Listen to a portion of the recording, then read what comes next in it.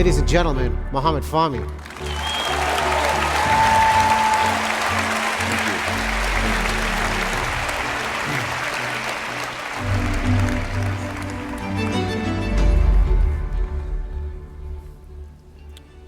We're really lucky to have Mohamed here today. Obviously, this is a story that has made headlines all around the world, and mentioned earlier, had the chance to meet Mohamed last night, observe the story, observe you, and I guess the first question with everything going on is, why do you still use a BlackBerry?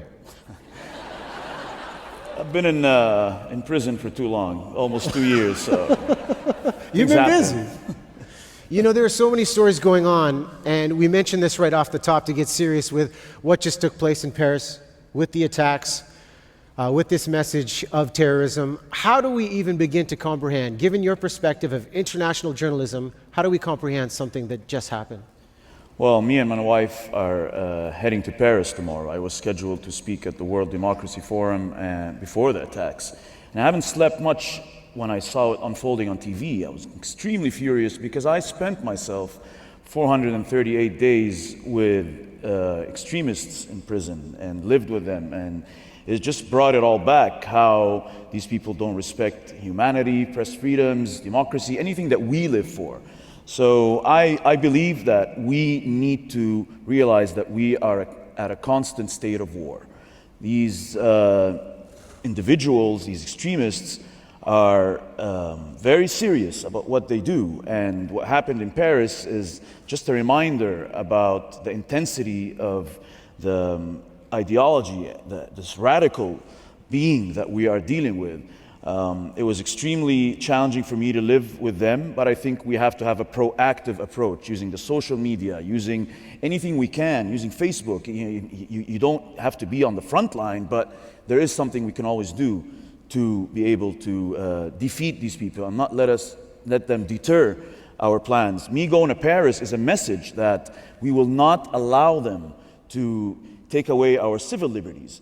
Governments need to fight this unbelievable, unprecedented wave of terrorism, but not by limiting our civil liberties. There needs to be this balance between security and maintaining these liberties in order to promote democracy.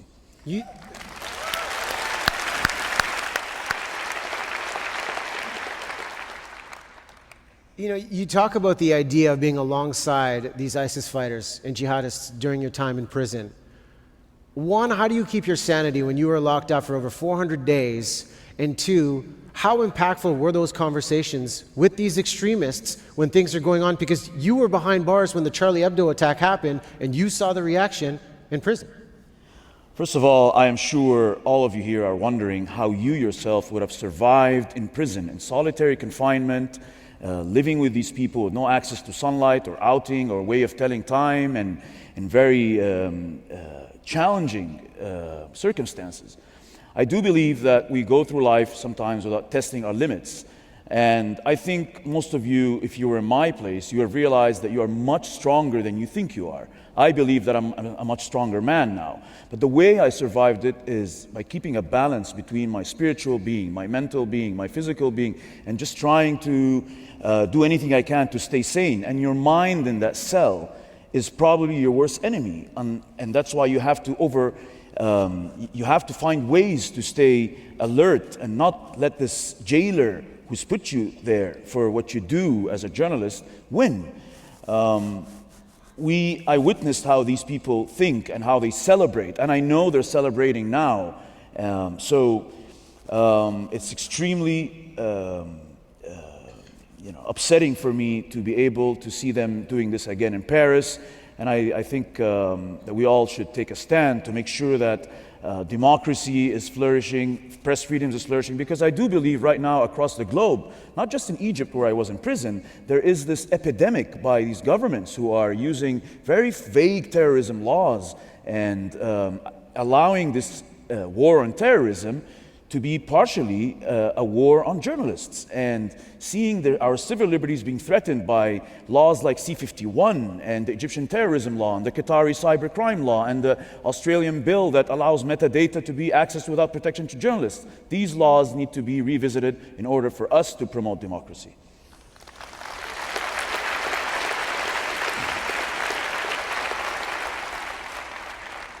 You talk about the promotion of democracy, and it's such an interesting time with citizen journalism. I look at the Arab Spring as a breakout moment for social media to really create transparency with international diplomacy. How important is social media in promoting the notion of a true democracy? Well, in my experience in prison, social media was part of the reason why I'm sitting here today. More than 141 million people participated in the Free AJ Staff campaign, more than on Twitter, and 780 impressions in 1 month. The social media campaign kept us going. In my cell, I knew so many people were fighting for me outside. It wasn't about me anymore. I knew this was, about freedom of expression, about human rights, and that kept me going in my cell. And somehow, this news and snippets of this slipped through the grapevine of the jail. And my wife was also a very major player, and my family in keeping our story alive. So every petition you sign, every tweet that you do, every rally that you participate counts. And these petitions, like Avaz, for example, 50,000 Canadians signed the petition calling for my release, calling for the Canadian government to intervene. It was translated into Egyptian media, and the Canadian media did an impeccable job because the articles were translated into Egyptian talk shows, and the message was clear that this guy was innocent. He's not a terrorist. He has not fabricated news, and he's just doing his job. But it was a difficult time in terms of getting information in the cell itself. How difficult, and your wife Marwa is here today, how difficult was it for her to get this information to you so you were aware of what was happening? Well, during the family visits, we had our very unconventional ways of smuggling news in. She would print out articles from the press and smuggle them in the food, under the fish and the rice. And I would go back to my cell, and I wouldn't care for the food. I just want to see what the news is saying, what you guys are saying, what everybody's saying. And that's what kept me going, as I mentioned. And in prison as well, we established a radio mock show. So I am in prison, I have ISIS on my left, Al-Qaeda on my right, and the Muslim Brotherhood presidential team is with me in that cell. It's like not an exclusive, a lifelong exclusive for any journalist. And in that cell, I have a 7x3 hatch on that thick metal door, and that all I could see is your eyes, the prisoner in the cell in front of mine, and it's part of his face. So every night at 8 o'clock, I would call everybody to the hatch and say, "Ladies and gentlemen," well, there was no ladies, but I would ask them questions and prepare for the talk show, the radio mock show, the way I prepare for a TV show, and ask them very important questions about what they were doing in Tora Bora with bin Laden, what they were doing in Syria, why they are thinking this way. And they would also ask me questions and ask me, what are you doing in Canada? Why are you working for CNN, on Al Jazeera? Journalism is no good. And that talk show was my way of surviving, because we had no mobile phones, no books, no way. It was like psychological torture in that cell. But that's how we survived. And it was interesting in a weird way, because you spend the rest of all your life as a journalist trying to get so close to these people, and sometimes you die while doing so. And some of my friends died while doing that. And now all this information was there. But the very ironic thing is that the warden of the prison came up at 8 in the morning one day and is like, "Fahmy, you got to stop the show, and I don't want it to happen anymore." I'm like, "You're taking me off air even in prison." So there's ways of surviving. Humor sometimes is important, like it is for surviving the Frontline as a reporter. You need that bit of humor to be able to survive as well. Well, Frontline reporting is what you mentioned right there. The Fahmy Foundation for Free Press. What is the reality today for international journalists abroad being jailed and suffering from the idea of freedom of speech? Well, there's about 200 journalists and more behind bars as we speak, according to the many studies on the internet and friends that have conducted these studies. But also in the past decades, 700 journalists have been killed.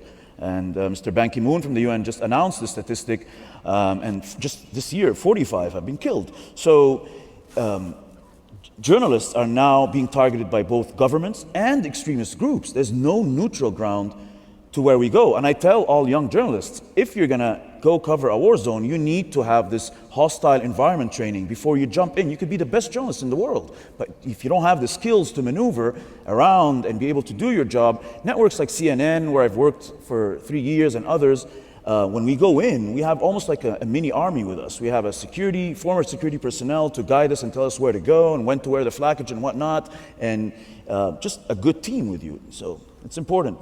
And due diligence is such an important part of this journey if you are going to put yourself at risk. And some people in this case say you were arrested in December of 2013, 3 months into your gig as the English bureau chief for Al Jazeera. Some people will say, why put yourself in that position in the first place? What do you say to the critics that challenge the notion that you put yourself in harm's way?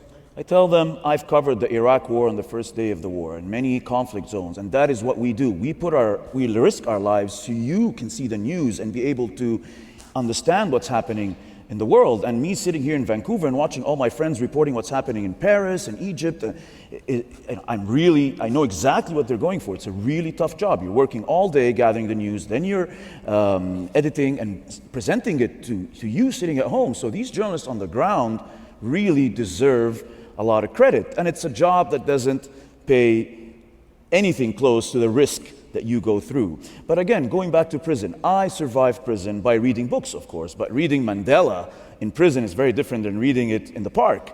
And the book that really hit me right in the soul was Viktor Frankl's book, Man's Search for Meaning. He's a survivor of the Holocaust in Auschwitz, and you're reading that book in prison in that dingy cell, and he brings up this concept of tragic optimism. How do you say yes when you're facing death and injustice and pain? And that really inspired me, and turning suffering into a real human self-achievement for all of us, not just for me and my colleagues, which is sending this message to world leaders that you cannot imprison journalists and get away with it. We will continue to fight for freedom of expression, which is a core of a true democratic society, and I live with it today with my wife in everything we do.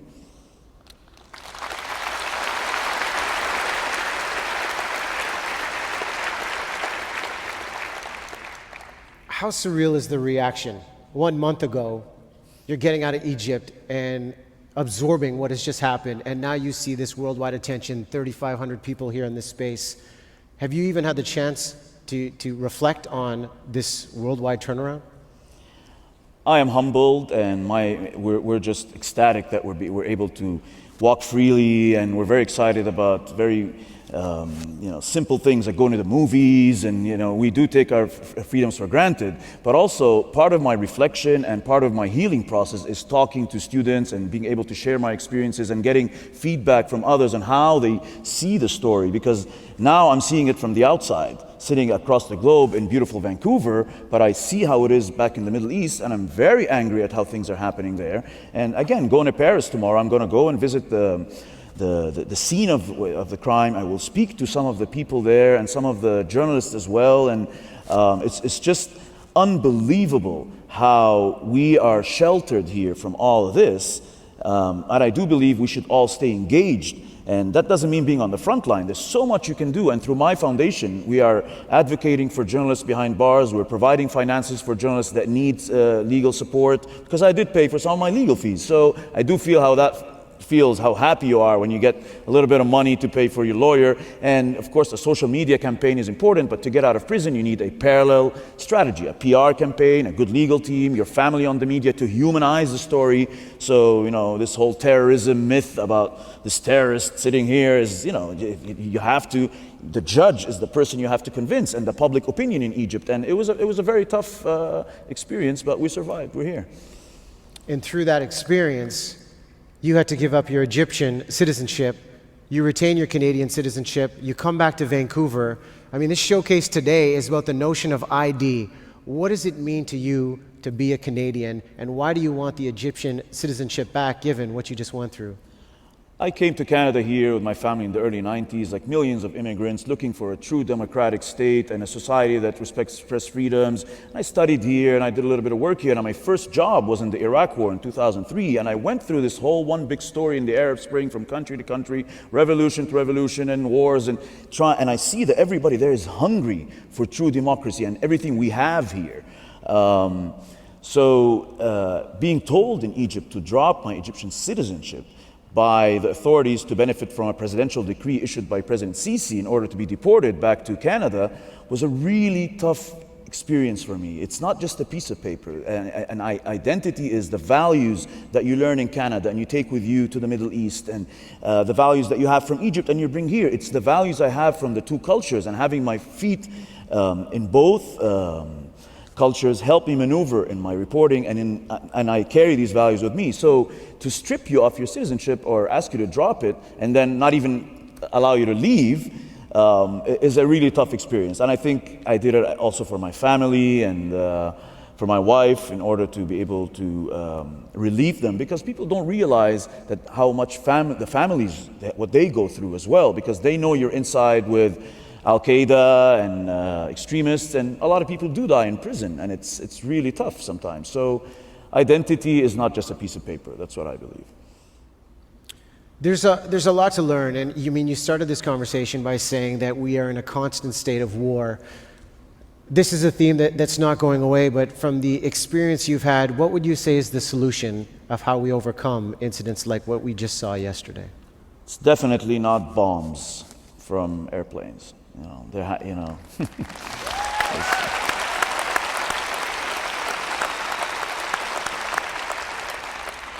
I've seen so many young people being radicalized in prison right there in front of my eyes, and I read about it, but now I'm seeing it happen, and that really bothered me inside. Young 19-year-olds sitting and being imprisoned with veteran jihadists or extremists or people who don't have no respect for anything that we live for. So I think to be able to address the issue of radicalization, it doesn't just happen in prison, it happens in other places as well.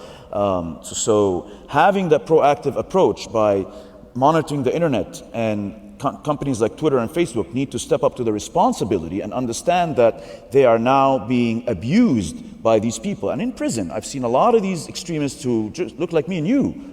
Yeah, and they talk like me and you, and they speak good English, and they're good with using computers.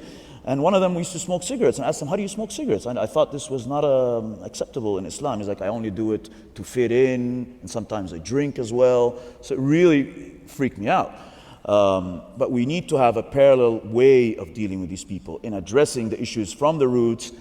Of course, there has to be a security approach, but there also has to be parallel approaches, but it's a really tough situation. And we're seeing this in Paris now. But something that really bothers me, and I know Canada is going to host, or planning to host, 25,000 Syrians. Mr. Trudeau, whom I've met before the elections, wants to do that. And I'm hearing rhetoric on the internet that, one of the attackers in Paris somehow got into Greece, and so that doesn't mean we stop these refugees, because I know that it's going to affect this whole discussion. No, you have a good screening process, because these people are running away from ISIS. These people are between ISIS and bombs. We have to take them in. We have to provide a shelter for them. We have to give them life, basically.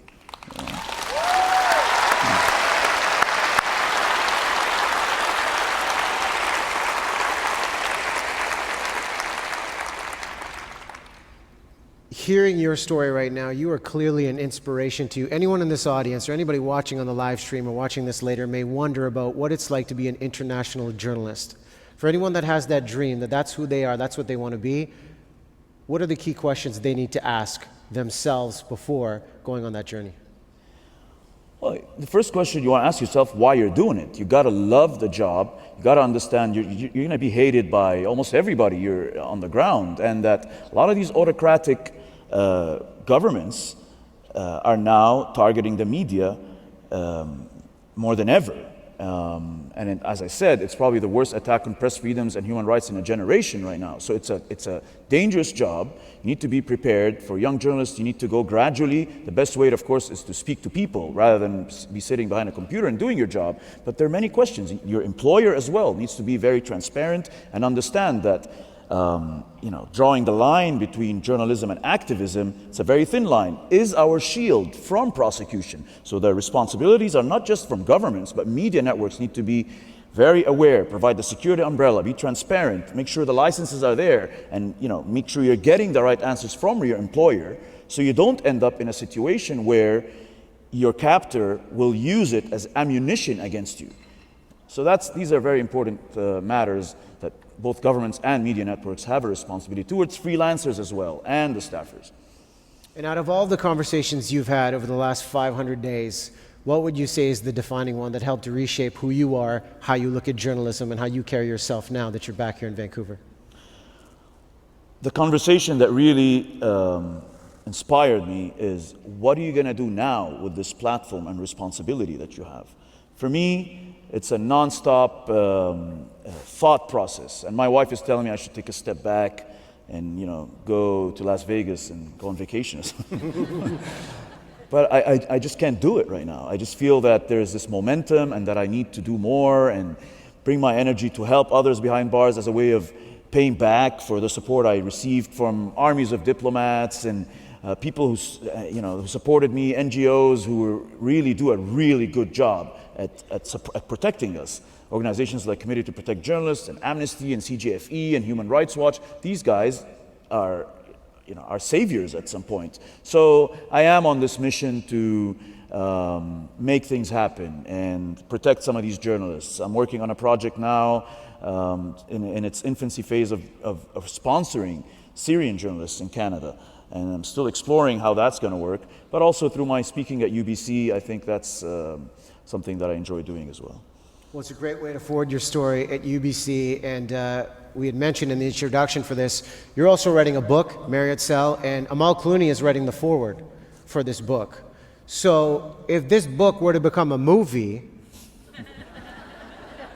who would you want to play Mohamed Fahmy on the big screen? Well, I'm very thankful to the Clooneys for the support they've given me throughout this.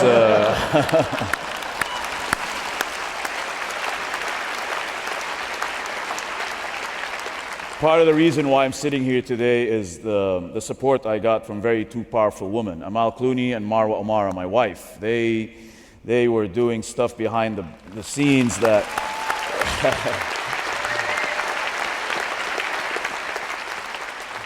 Amal, other than the fact that she wrote a 9-page annex submitted to the appeal that we won with the cooperation of the Egyptian lawyer, she also was lobbying where Al Jazeera wasn't lobbying. She was lobbying with the Egyptian ambassadors abroad, the Egyptian government where I was detained, and speaking to the presidency and the prime minister and the foreign ministry, and speaking to the media and highlighting the responsibility Egypt has towards respecting press freedoms. And Egypt has to step up and understand that if they want to promote true democracy, respecting press freedoms is the number one on their list. But Amal also was very inspirational, and she brought, when she visited Egypt, other than the fact that she brought a very solid critique of a judicial system that has been politicized, she brought international attention to the case. And when I first got out of prison, of course, the first person you want to speak to is Amal, and George Clooney grabbed the phone, and he's like, "Mohamed, you've been keeping me up at 5 a.m. in LA to watch your court." And he was very engaged, and he understood the politics behind the whole thing, and he's an inspirational man, of course, and if the movie happens, it'd be great to have him in the movie. Yeah. But he understands, and many people do understand, that this case of ours was not just about freedom of expression, it was also about a political score-settling battle between Egypt and Qatar, the owner of Al Jazeera, and we were pawns and victims of this ongoing debacle between the two countries. But at the end of the day, journalists should never be imprisoned. We are messengers. We are the reason why people are getting the information sitting at home in front of their TV sets, but also our job is to speak to terrorists, drug dealers, killers. This is what we do. So to sit in court and have photos that are supposedly evidence against me for taking a photo or being in a video with a Mohammed al-Zawahiri, the head of Al-Qaeda, for example, or the former president of Egypt, Mohamed Morsi, this was evidence brought against me. And I was telling the judge, "Sir, this is called an exclusive. Thank you very much for showing off my work." Yeah. Well, listen, you making time for all of us in this showcase, we are grateful for the opportunity to talk about this. You're an inspiration. Students are very lucky to hear your message And on behalf of TEDxVancouver, we thank you for being here in conversation today. Ladies and gentlemen, Mohamed Fahmy.